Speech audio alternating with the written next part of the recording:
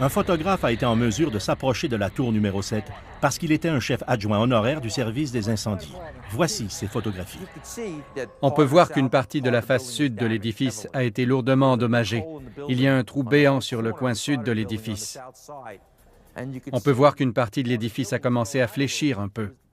Ce sont des dommages structurels importants. Il y a aussi beaucoup de fumée sur plusieurs étages du côté sud de l'édifice. Et j'ai vu du feu sortir de ses fenêtres.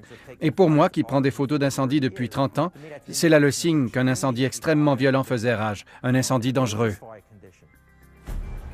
Cela impressionne peu l'architecte Richard Gage. D'après lui, la fumée du côté sud ne provenait peut-être même pas de la tour numéro 7. C'est le signe de la présence d'une pression négative qui aspire la fumée des tours 6 ou 5 du World Trade Center, qui brûlaient alors fortement. Et on ne voit aucune flamme visible à travers la fumée. Elle ne semble donc pas provenir de l'intérieur de la tour 7. Ça venait de la tour 7. La fumée sortait de l'édifice, elle ne soufflait pas de la direction opposée, c'est ridicule. Elle sortait par les fenêtres, on le voit sur la vidéo, on le voit sur les photos. Il y avait beaucoup de fumée et plusieurs étages brûlaient.